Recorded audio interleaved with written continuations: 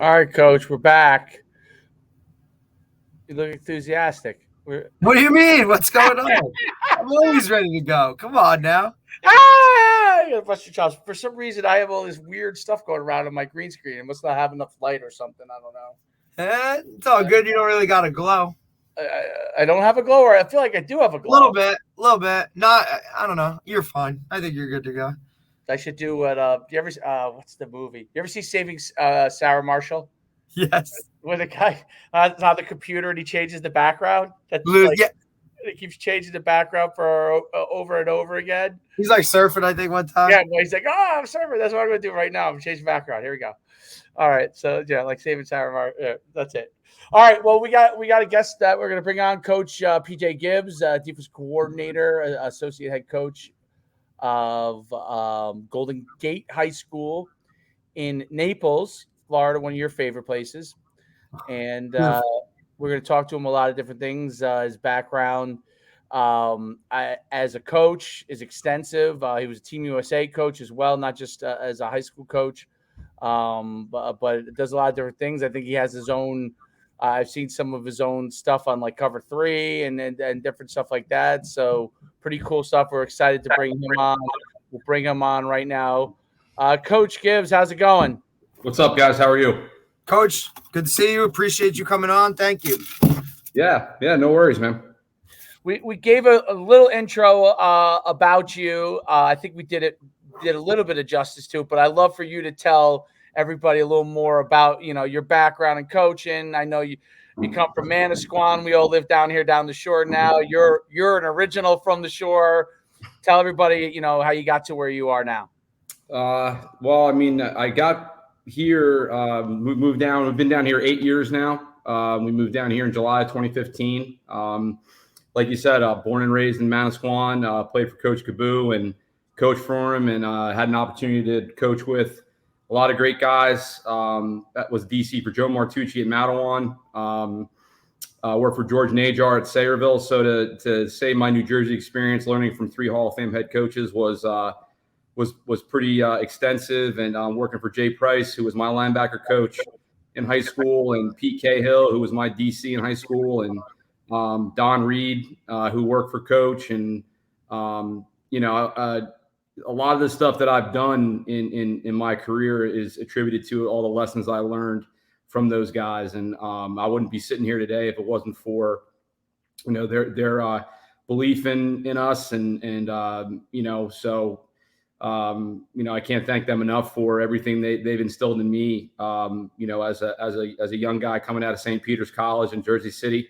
And giving me an opportunity to student teach for Jay Price and work with the linebackers in 2001 and just kind of roll from there. And but we moved out of New Jersey, like I said, 8 years ago. I was hired at Gulf Coast High School, was a co-DC there, did linebackers and DBs, and won the first district title in the history of the school. So one thing down here is a lot of the schools are newer, right? So like Gulf Coast, when we came down in 15, was only built in 1998. And then after Gulf Coast, I went to Palmetto Ridge up the street, and you guys know Nick Citro, who played at Matawan, and Nick came down and did an unbelievable job for us as a co-DC and secondary coach. He's now at Immokalee High School as the OC and the DC at Immokalee. So yeah, you know what? If anybody can do it, it's Nick. 100%. He's probably one of the most detailed guys that I know, and he'll be a head coach very, very soon someday. In the future, there's no doubt about it. So we were at Palmetto together. 2020, we had the number 1 defense in the area, giving up 6.9 points per game. We were number 1 in the area.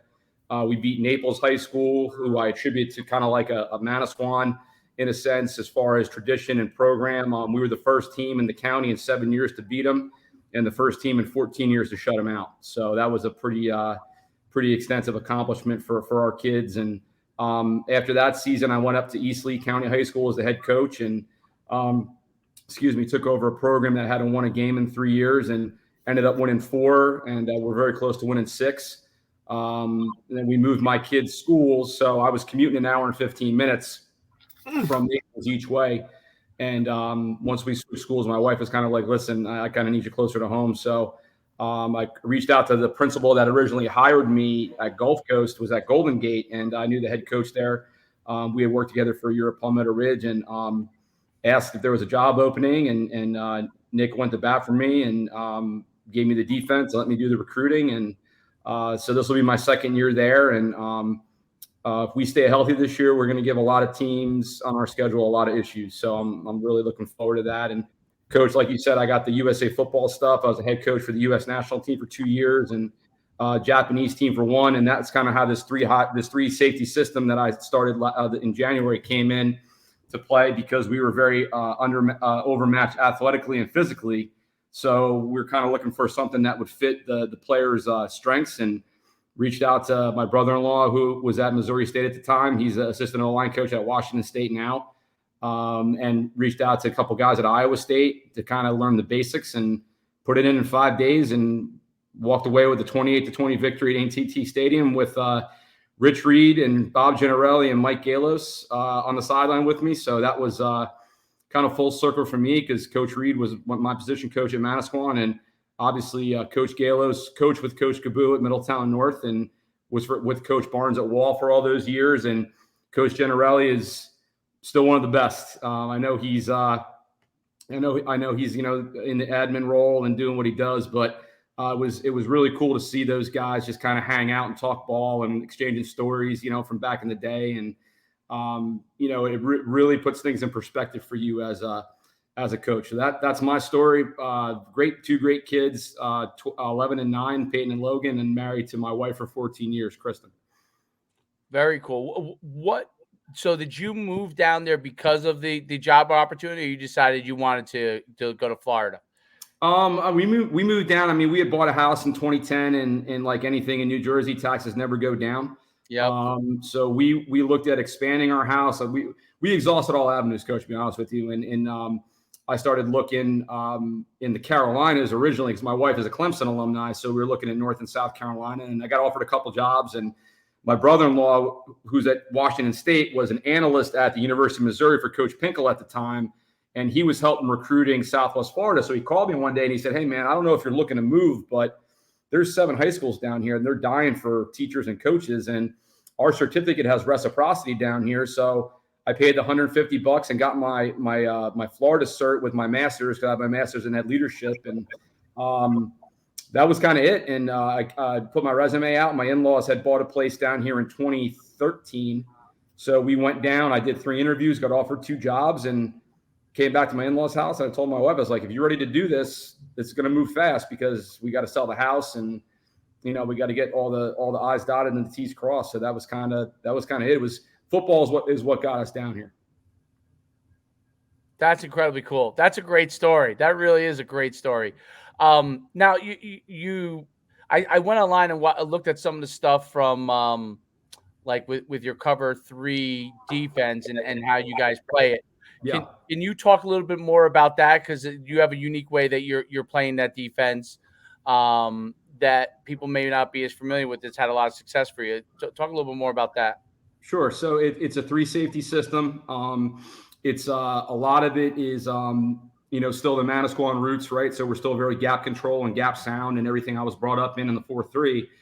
But the thing is, down here we see so much speed, and my thing's always been, I want to get as many athletes on the field as possible. We want to be fast and physical and running the football and be relentless. And Coach Brown up at UMass is a mentor of mine, and I've known Coach for 20 years. I remember him coming in to recruit Joe Mealy and Mike Mealy at Manasquan when he was at Northeastern and UMass, and that's kind of how we started. And then he has a house down here, so we get together, play golf, talk football. And so for me, Coach, to be honest, it's about getting speed and athleticism on the field, and it's numbers. It's really a numbers thing. It's like, for us, we see so much spread down here. We have one team that's a single wing team down here that we really just, kind of have to dig our heels in the ground and kind of go away from what we do, because they force you to do that, right? It's like facing the option. You got to kind of, change up what you do a little bit. But, to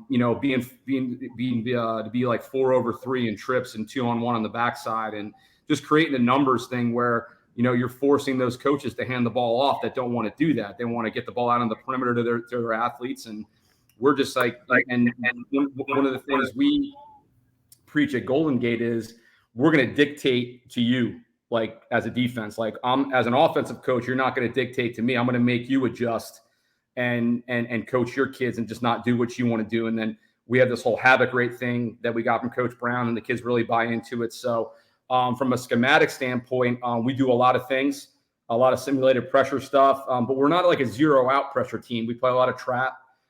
We play a lot of fire. We do a lot of fire zones, a lot of creep pressures, so a lot of things that I've learned, along the way. And one of the great things about living down here is we have so much access to college coaches, as far as like, hey, like I've been up to Florida twice in the last 6 weeks. I got a kid up there that I played with his cousin at Manasquan, and he's one of the linebackers there at UF. So go up and visit Derek every now and then, and had a good relationship with a lot of the coaches. And you got Miami's 90 minutes from us. USF is now, 2 hours. UCF is 3. Gainesville's 4. I mean, if you want to buck up and go to Tally, that's like 6. But we have so much at our fingertips here in Florida. It really helps, really helps us. Yeah, I mean, you're looking at Power 5 schools within, hours of driving distance, and you're not talking just any Power 5 school. You're talking places where, you're playing on, like you're on TV on Sundays where guys really want to go, the highest of the high level, and in comparison to here, we can drive all those distances too. And then where are we going? We're going to Rutgers. We're going to Maryland, maybe Penn State if you want to, Syracuse, I guess. So now line up those teams you just said, and then the ones I just said, and what do you like? And outside of Rutgers, everybody's far away. At, really? Yeah.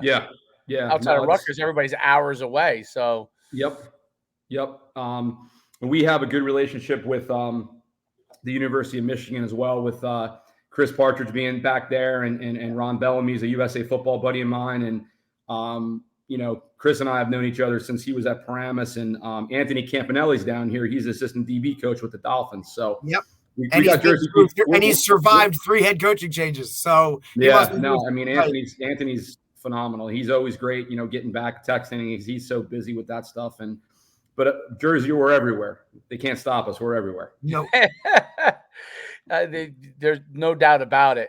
It's interesting with the speed that you guys have to deal with in Florida, which is especially, I mean, obviously the Southeast, there's a ton of speed, but Florida in particular has a different level of speed. When you mentioned that you're trying to contain them, so are you trying to force them to run downhill more versus sideline to sideline if they're trying to incorporate their run game, and you corral them, or is it a type of thing by having those safeties playing off in that cover 3 where they're just able to rally to the ball because they can see more, they got more space to be able to maneuver? What is kind of the philosophy behind it? Well, I mean, like anything, like I was saying before, like we're very gap sound. So even with our pressures, everybody has a gap. So we know if something pops, we know where somebody messed up. As far as, with our strength, with us being able to run, we want teams to go east and west. We don't want teams to go, north and south. But again, for us, we see inside, outside zone. We see a lot of gap scheme stuff. GT counter, power. We'll see some power read, some jet, sprint out, a little bit of drop back, out of the gun. But we're so attacking with our pressure packages and stuff. It's it puts our kids in a really good position to make a play. And that, like I said, with that havoc rate goal built in for our kids, they want to get the sack, they want to get the TFL, but they want to celebrate their teammates doing it too, so that's kind of the mantra that, we preach is like, hey, do your job, run to the football, and good things will happen. And don't try to do more than you're supposed to do, because when that happens, then you got 2 guys in the same gap and somebody's band is going to be playing and it's not going to be Golden Gates. That's great. That's interesting. And your Team USA. So how did you get involved with Team USA? Which is from USA Football, I'm assuming, right? So, yes, sir. how'd you get involved in that? And, kind of what were some of your experiences with doing that? What'd you learn? So originally I got involved. One of our former players at Manasquan, Dan Gant, was working for USA Football, and they had just started these regional camps. Now they have since gotten rid of the tackle football program, which I'm not going to comment on because I'm not going to comment on it. So Danny reached out to actually Coach Price and I and said, hey, it was like 2000, man, had to be probably around 2000, 2001, 2000, somewhere around there. No, it was later. It was like 09, I think. I think it was that. Closer to 10. It was the year we lost to Mattawan. It was, so I was at Mattawan 06, 07, 08, and I started all those sophomores that were in 07. So the Jared Allisons, the Johnny Shorts, the Danny Clearys. That whole group played MacArthur Underwood. All those guys played defense for me as sophomores in 07 because that was after Citro had graduated in 06. And we just went young. And that team, actually, those seniors in 09 won the state title, and I was at Manasquan as the D-line coach. I had left in 08. But I think it was the summer before the 09 season. Danny reached out and said, hey, we're going to do a regional at like Monroe High School. Would you be interested? They pay you like $250. They give you a shirt and you get to coach. I'm like, yeah, sure. So I did regional camps in New Jersey, Pennsylvania, and Maryland from 09 until I moved down to Florida. And then as we were sitting in our rental, my wife and I, because we rented the place before we bought our home, and I was checking my school email, and I got an email from Aaron Ingram. And Aaron Ingram was Colin Kaepernick's quarterback coach at Nevada. He's now the director of recruiting at Miami of Ohio.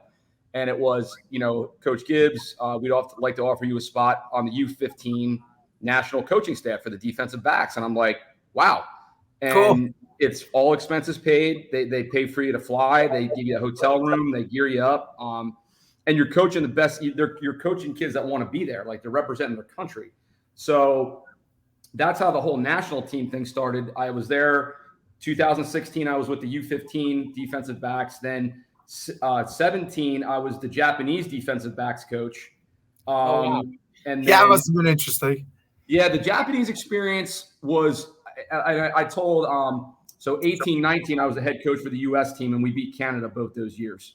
So 17 and 20 with the Japanese team, I worked with a bunch of guys from Texas in the 17. They're really, really good dudes. One of them was a DC at Allen High School, where Kyler Murray went. Really good guy.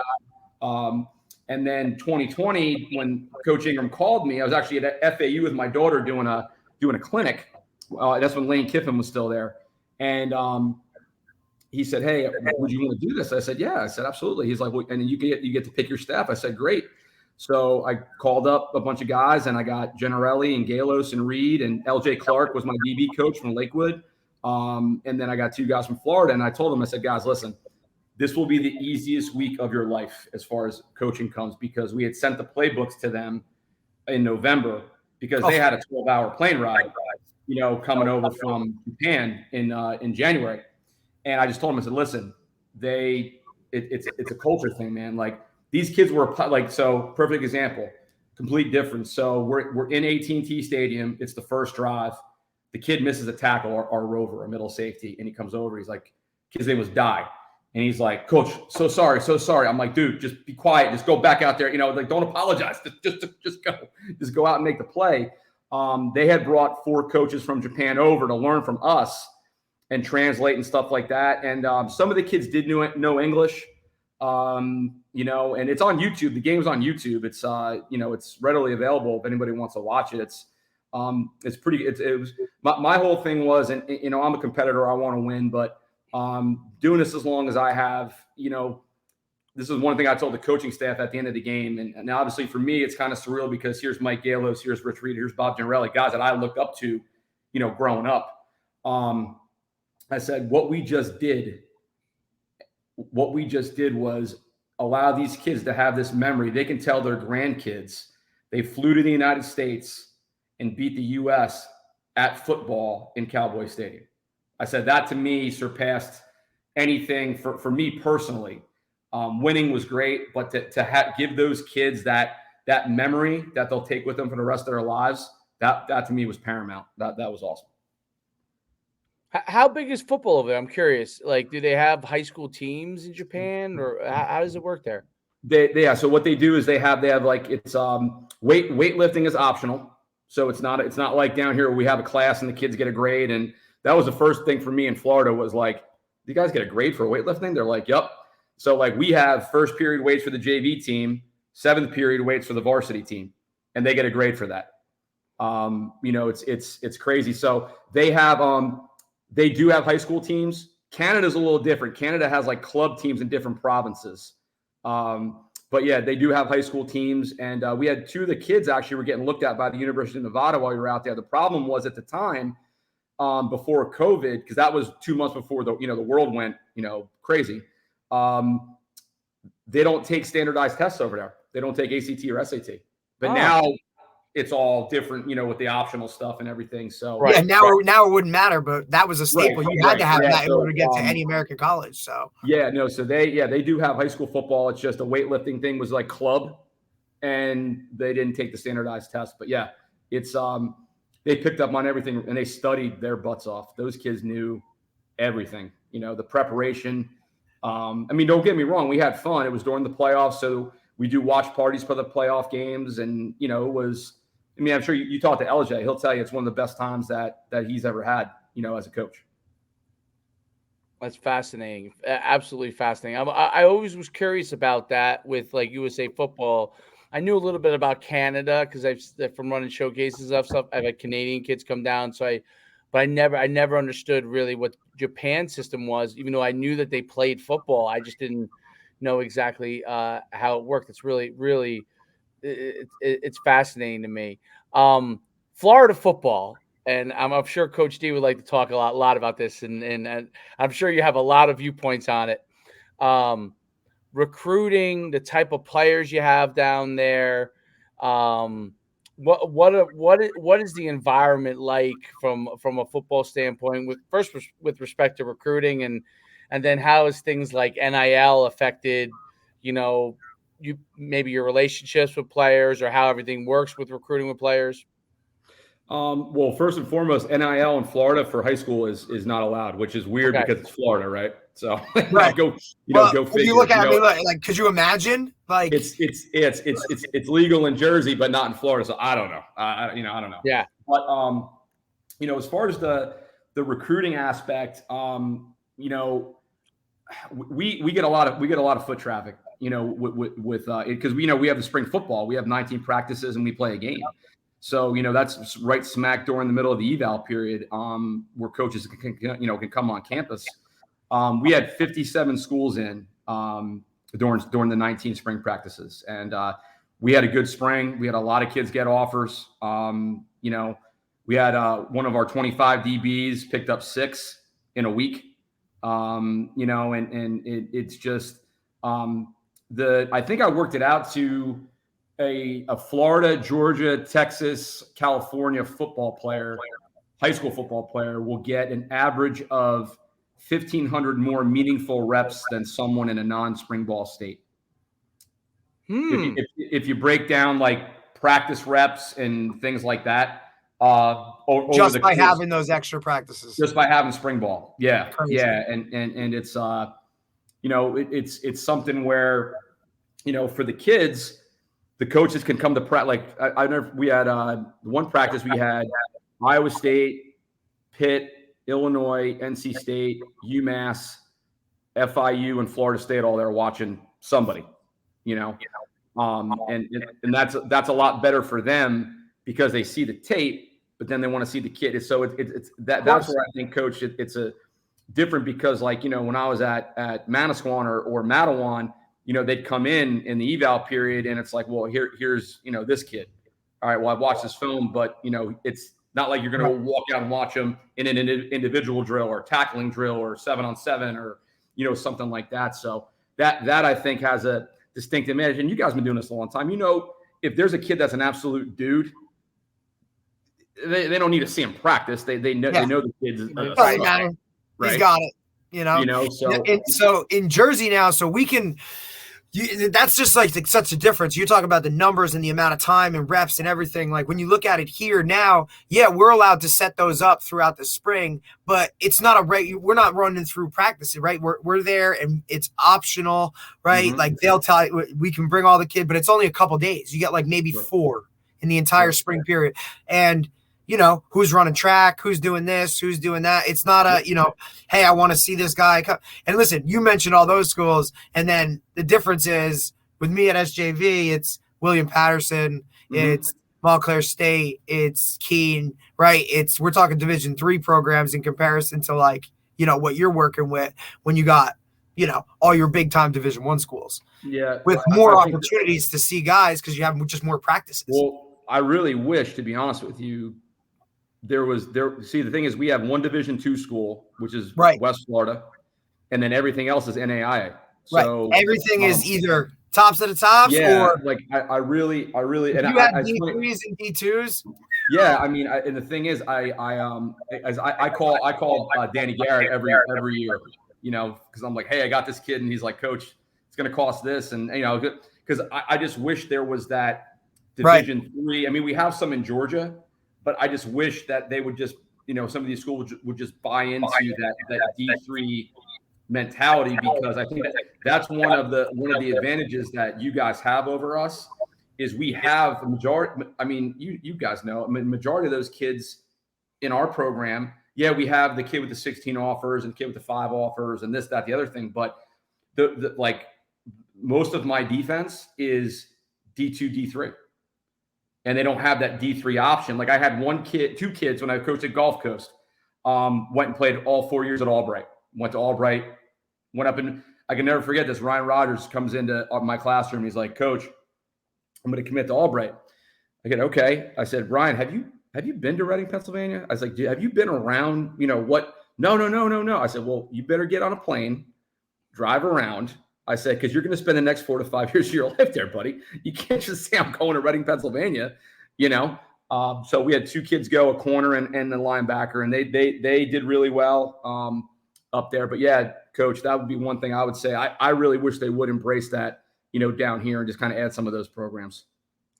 Do kids not play football if basically they don't get to one of those bigger programs? Is that what happens? So they don't go on and play college football down in Florida? So is it a situation where most of the kids are basically like a scholarship kid or a D2 kid or nothing? Is that kind of how it works? No, I mean, we have the NAIAs do a really good job. Like Kaiser, Coach Socia at Kaiser. I mean, they played in the national championship game last year at NAIA. So, and they have huge support. We're really, really close with their staff. Weber University, which is in Lakeland, Florida. Coach Speakman is recruited everywhere I've been. He's been the Collier County guy, so I've built a really good relationship with him. Southeastern's had some turnover, up there, up in Lakeland as well. And then we have St. Thomas over in Miami. So we do have other options for kids, and then we do get the Ohio schools that come down, like Mountain Union comes down. I've gotten really close with Don Beebe, who's at Aurora. And they come down because we have this recruiting fair every year at Cape Coral High School. So that's where all the D3s from like the Midwest and the Northeast will come down. And the kids they do a really good job. What they do is, so it's usually a Tuesday, Wednesday. So the coaches, so myself and our head coach will go and we'll have a Golden Gate table. And the college guys will come and say, hey, our baseline GPA is this. We're looking for this position, X, Y, Z.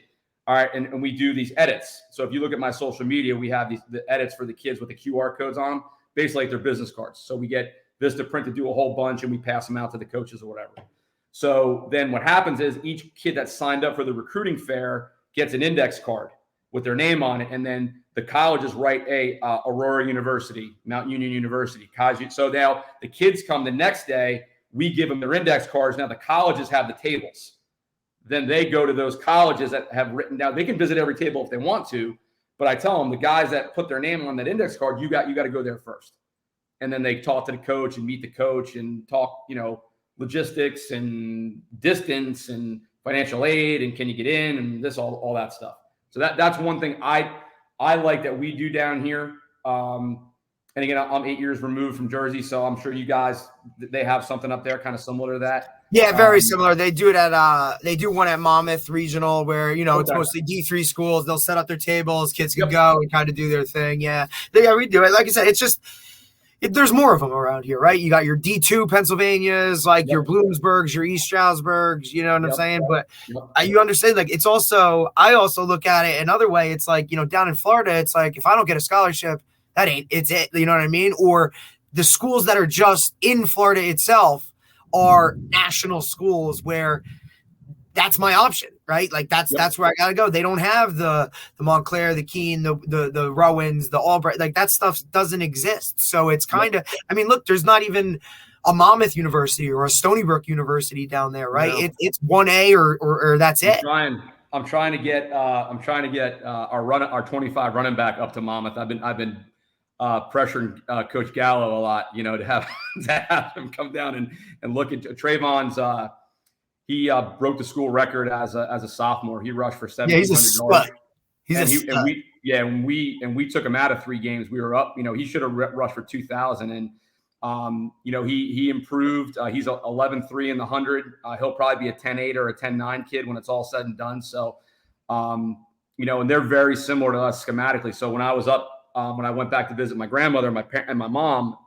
At the end of June, I went up and met with Jeff and Coach Neal and Coach Gabriel and Coach Roberson and my guy, Coach Kevin Callahan, young Kevin, who we coached at Manasquan. He was doing good servant work. He had the kids running, but I always like to you know, see the old Squan guys. I stopped down and saw Neil Sterling when I was in Jacksonville, and Neil's retired, opening up a gym with his wife in Jacksonville. They got 2 great kids. Yeah, he had a great career. Oh, let me tell you, that kid. I show when we beat Rumson in the 09 semifinals, when he tipped the ball to himself in cover 3 and went 40 for a touchdown at the end of the game. I said, you guys want to know how to play an out in cover 3? I said, watch this kid. You That's how you do it right here, buddy. Yep. So, but yeah, like I said, I tell all our guys, like, if you guys understand that it's a job, it's a commitment. Like, not only is your academics a job, so is playing football at any level. And I said, there's a place for everybody. Like, one thing we have Stetson University down here, which is the Pioneer League. So it's real high academics. So we have 2 kids that they're looking at that they're Pell Grant kids, but they're very good students. So that kind of meshes well with what they're looking for. A former Raritan player is the O-line coach now. So he was down recruiting, and he's like, Coach, I played against you in 09 and coached against you in 10. I said, well, I'm sorry to hear that. No, actually, we were 1-1 against each other because 09 we beat him for the conference, and then 10 we opened the season, we lost to him. But and then we have like a kid that's going to end up going to Wheaton College in Illinois. He's like a 4.8 GPA, and it's a Christ-centered. He very, very into his church, very high academics. So Coach Hawley, the running backs coach, is like, what do you think? I go, Coach, this is tailor-made for this kid. He loves school, loves to go to church, loves football.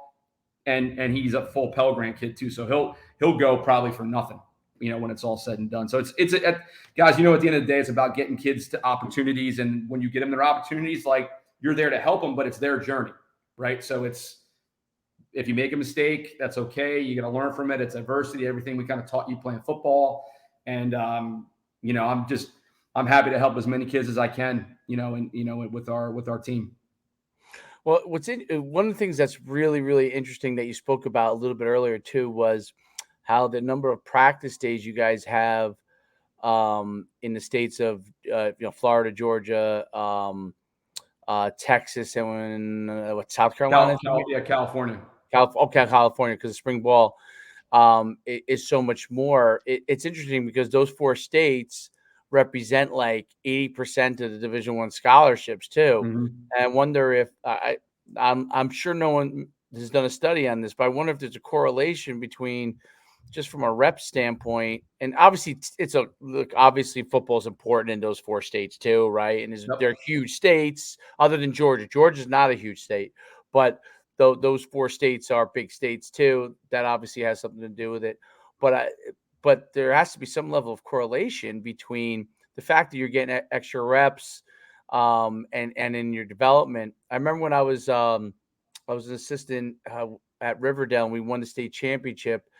And one of the things that the head coach, he's still there, DJ Nymphius, he used to say to me, he said, making the playoffs and going to the state championship, win, lose, or draw, is so important, not because of, us being a great team, but because we get an extra 5 weeks of practice. Mm-hmm. And not only do our kids that are playing in the state championship get extra 5 weeks of practice, but all the JV kids and the freshman kids we bring up, those kids are also getting 5 weeks of practice and 5 more weeks of reps. So over the course of 4 years, they're getting a full year more of practice than every other kid in this that doesn't make the state championship, from other schools. Sure. And I thought that always stuck with me. And when hearing you say that, it's like, obviously reps, there's a correlation to your development. If you're getting over the course of 4 years, a year's worth more of reps versus another person, even if those reps aren't live, right? Just reps running routes. Just it definitely helps from someone's development standpoint. And when college coaches are coming in, all that combined with it certainly really helps to develop the overall player over time there. I don't know. I'll just kind of thought that came to me. I'm just curious what you thought about that. Yeah, no, I think it definitely has, some sort of,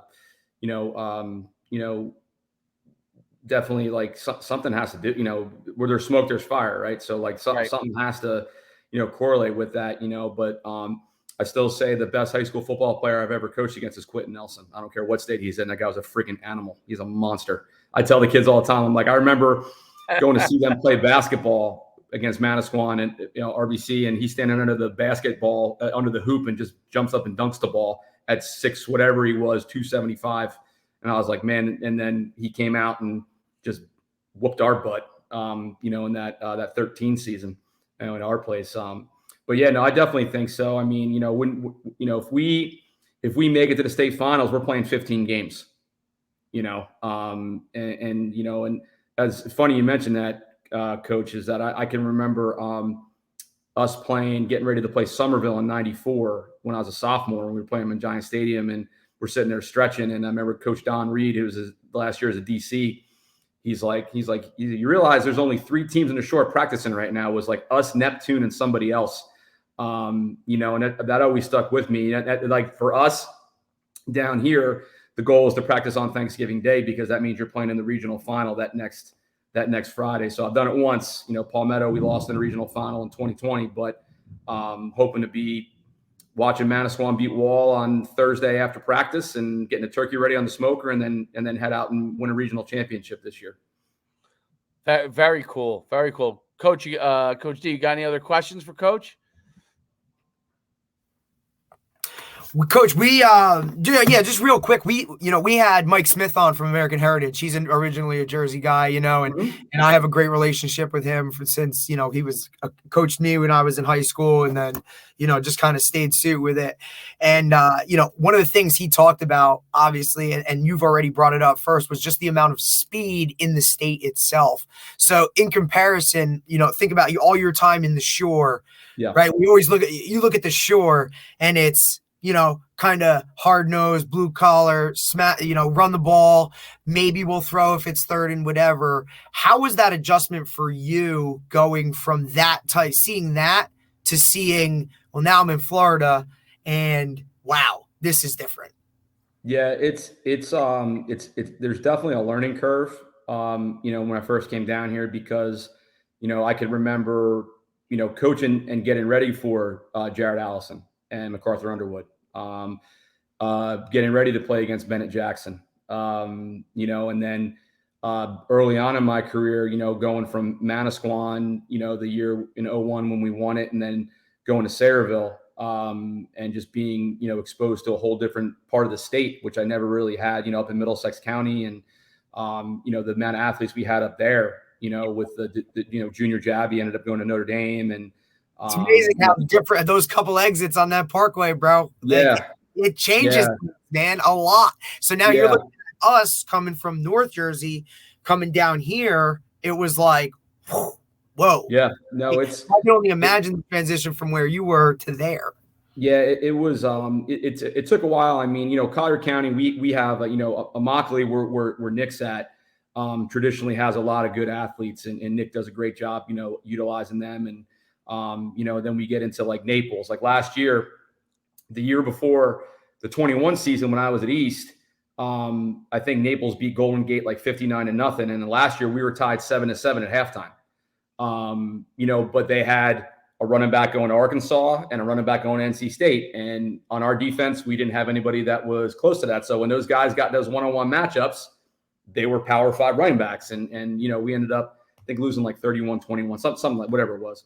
But yeah, every week it's like we open up with Winter Haven in our kickoff game, and they got they have a 6'3", 220-pound 3-star tight end. And then they have 2 little quick slots, and it's something where like you always have to know where their dudes are, but there's also in the back of your mind, you're going, well, that kid over there is not a dude, but that guy could take the ball and go pretty far, with it. So there's always something. You never go into a week saying, this we'll be okay just playing this and whatever. And then you got to get ready for the single wing, which is like with high school kids, it's like getting ready for the freaking option. It's like we see it. Heights got to see it every year with Homedale. So I mean, one thing I tell our kids all the time, this is something that Coach Cabu always told us when we wanted to get into this coaching. He's like, understand when you put your livelihood in the hands of 16 and 17-year-olds, you're going to drive yourself absolutely bonkers. So that sticks in the back of my mind all the time. That's and, I mean, we're in a really good spot. I'm really excited for this season. We got a lot of kids that are bagging 90% of the defense back from last year. That the year before I got there, they were giving up 31, and we cut that to 17 in a year. So I'm really looking forward to our guys. They're working hard in the weight room, every day, and just building that bond and that camaraderie. And I still do my Wednesday night dinners, same thing I did when Coach Price started it in 1995. Everywhere I've gone, I've always done the Wednesday night dinners with the defense. And you can take me out of Jersey, but you can't take the Jersey out of me. So it's always here. It's great, Coach. Well, you're in a great spot because I've been there. I've interviewed there back in 2013, and amazing looking school. Great, facility wise, great school. I know it's a great spot. So, Coach, I appreciate you coming on. I really thank you for everything in terms of, just the input and just giving us a different perspective on certain things and seeing how things are. So I really appreciate it. Yeah, no, well, it's Florida in the summer, so anytime after noon, the thunderstorms kick in. So it's always indoor activity. Yeah. Where can people find you? Because I know you have your stuff online. I see your handle. Just let everybody know where they can find you. Yeah, so I mean the Twitter is probably easiest, Coach.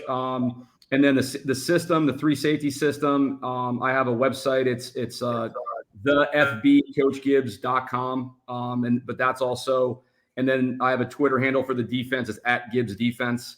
And again, my July's been nuts. I've been up to White Plains, New York. I've been to Waukegan, Illinois. I've been up to Gainesville, helping out Ernest Graham up there with his guys, and doing Zooms with coaches, and it's been really, really neat to get a lot of the feedback and questions, and we're all here to help. At the end of the day, I mean, I don't mind giving my stuff out because people got to stop it. That's my feeling. I'll give you the playbook. You got to stop it. But no, it's been really, really neat. Plus, I'm sure you got a few tricks up your sleeve too. So always gotta have a few. You give the playbook, but there's always a couple that the master still has. The master still has it. That's it. Up the sleeve. You're good. Well, Coach, thanks for coming on. We really appreciate it, and we're definitely gonna be following you down the road, and we look forward to seeing everything in the season. And good luck. I'm sure camp's coming up soon. So July 31st, day 1. So we'll be ready to hit it. First game, August 18th. Woo! Must be nice. It is. Listen, and that's one thing, getting used to like Friday nights, because we were always Saturday afternoons. Yeah. So that was we go scout on Friday nights, and it's different playing on Fridays. Yeah, everybody's playing Friday, so like you don't get the whole eye test, schedule, right? Your whole schedule changes your entire week, how you prepare, it has everything to. you got to go through because it's You look at the you look at the max preps and it says, well, this kid's 6'4", and I used to like to go watch it. Like, that kid's 6'1", right. He's not 6'4", you know. And then we start so early, we actually get out, we end school. We talk about this all the time. Schedule before we get out Memorial Day Friday. Yeah, you're out for like a month before my guys are even. And listen, my guys are out early anyway because it's private school, right? So that in itself, you're more on this college routine, the college schedule where that guy can go like that. I mean, listen, we see it all the time. That's the way. And we've even started early, right? We'll play week 0, which is August 20, whatever. I mean, you're still a week ahead. Mm-hmm. Yeah, so. no doubt. It took a little to get used to, but year 8, I think we're okay now. Absolutely. Thanks again, Coach, for coming on, and we'll see you real soon. Appreciate I appreciate you guys. Again, buddy. Thanks, you very Coach. Much. Bye. See you later. That was great. That was great stuff from Coach, and I have to check out his Cover 3 system. Yeah, it's interesting. Yeah. Did you get a chance to look at any of that stuff? Yeah, I just don't think it's just too much. Like people just run the ball too much here. Oh, they do. Okay. I mean, it's like look.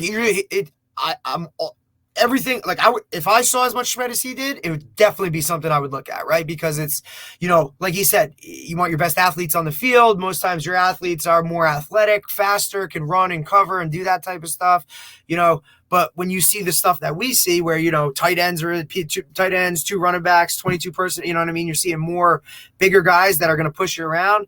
Now you still need the big dogs up front, right? You need that 4-3 or those extra linebackers on the field. So it's definitely interesting to look at. And from his perspective, knowing what he plays against and seeing that, it's definitely something that's probably worked for him. And that's why he uses it. And now, I mean, look, he's created a market, right? Like he just talked about. I've been in White Plains, New York. I've been over here. Guys are calling him saying, "Hey, can you come and clinic us on this 3 safety defense?" Very cool stuff. Very cool stuff. I always love hearing Florida perspective on speed and all the things that go on from that standpoint. Also, just get a perspective, like a comparison, right? Like he was a high level. He coached at the highest level of shore conference schools that there could be when they were at their peaks, right? And now, hey, compare that to where you are now. You heard him. It's a totally different. I think there's also, I mean, this is a bigger thing. When he touched about how much practice they get and the rep number he threw out was insane. That's insane. Crazy. Yeah, that was definitely, and it makes crazy.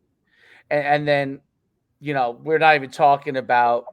And I would have loved to dive into it, but I didn't want to ask after he had mentioned it. But like USA football doesn't have a Team USA. Yeah, he didn't see. Yeah, I guess it was like a post-COVID type of thing. Like, should we bring it back? Should we not bring it back? And then they just said it. Well, and NFL has also become big in pushing. They're trying to.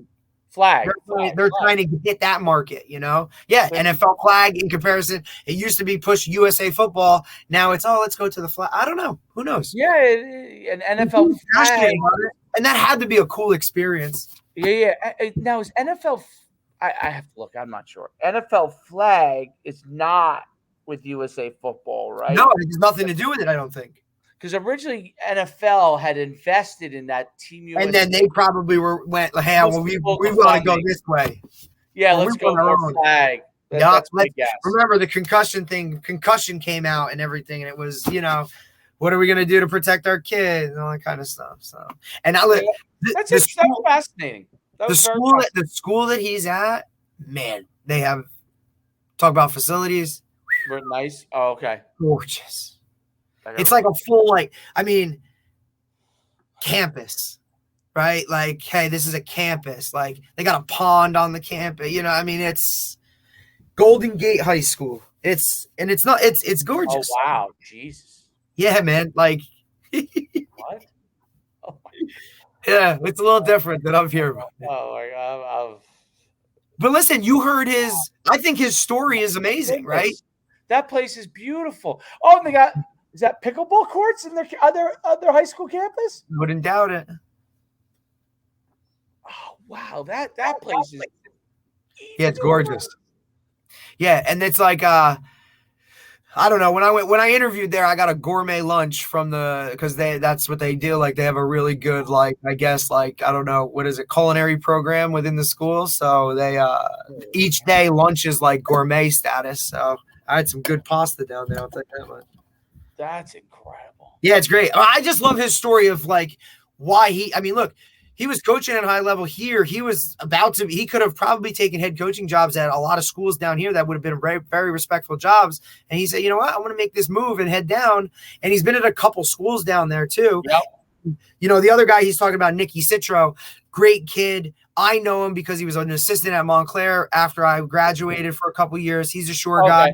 He went down there and now he's coaching and has taken over some of these programs. They coached together for a year and now they've kind of broken off and done their own thing. But he's an amazing coach too. He was really good when he was at Montclair and played in the Shore. So he's down there. You know, I mean, look, it's a nice area to be in, but you saw him, and like he talked about a lot of the same stuff that Mike did at Heritage, right?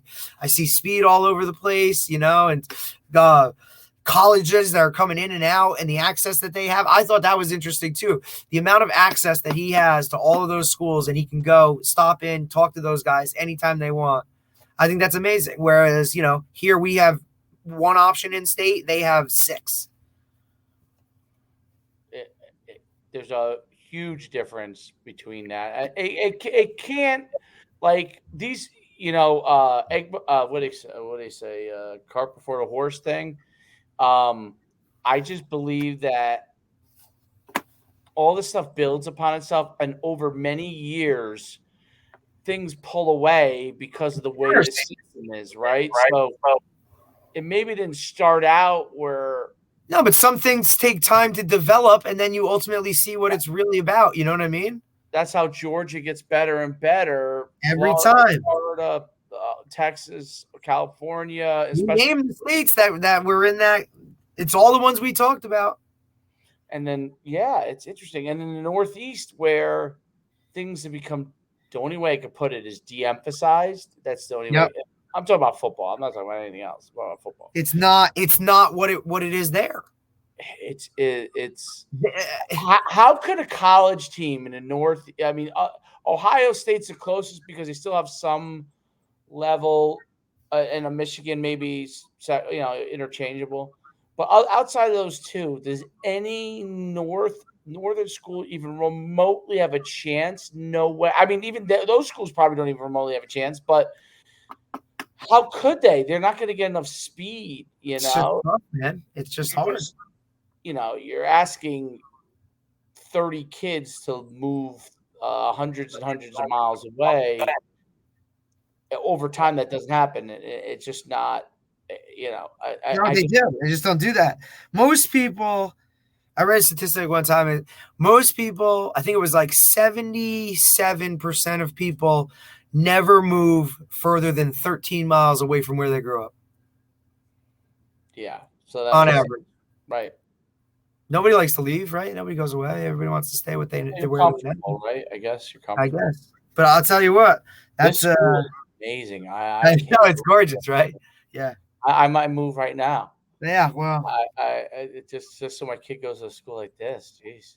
Yeah, and that's a public school. That's a public school looking like that. Oh my goodness. Well, anyway, I'm getting. I should show everybody what I'm looking at, I guess, maybe just before I go, just so they can see what I'm wowing over a school. You know, they got good colors, man. They're like, they're black and gold, like a real gold. So they get after it. I'll just show it quick before we go. Is it showing here? Yeah, there it is. Yes, it is. That's right there. That's you could barely in the right corner see the stadium. There's a whole campus beyond that. Let me see if I can find it. Oh yeah, the foyer walking in is pretty hard. Yeah, they're the Titans, I think. There you go. Not bad. I love how look. All right, as a track guy, you know what I think is the coolest thing? The corners. So these in the 4x1, these are the zones that you must hand the baton within. Oh, okay. See, I wouldn't have done that. In the relay, so they actually have it highlighted all the way through, so there's no mistaking it. I mean, That's mind blowing. I've never seen that, and that's something that's like high level track. Oh, you've never seen it? Never seen that. But that's how you know, like, they care. They care. Like, that track coach was at every Board of Ed meeting to make sure that when that track went down, that got painted. Or someone came up with the idea. Maybe he was like, yeah, who knows? Maybe that's something we should. Maybe we can follow up on that. Be like, well, dude, we just want you to know that this track idea is like crazy. That's like I bet you they have like some probably big meets there because that would just be beneficial to any track person, correct? Yeah, it's unique. I mean, the stadium looks great too, but yeah. So that's mine. Like, all right, we'll let everybody go on this. Almost jumped the gun there, but this was great. That was a great podcast, and you know, I just figured he had a lot that relates to kind of what we're talking about, right? And then, you know, I mean, look, he came from here, he went to there. That's one thing, right? He's down there now, so compare that school to what Mike has over at Heritage, and then, you know, he's got a free people are everywhere. He said it. He goes, bro, you know how many people are down? You know, Dino's down there from Mater Dei now. He's down there. Oh, really? Yeah. Coaching or just living? No, coaching.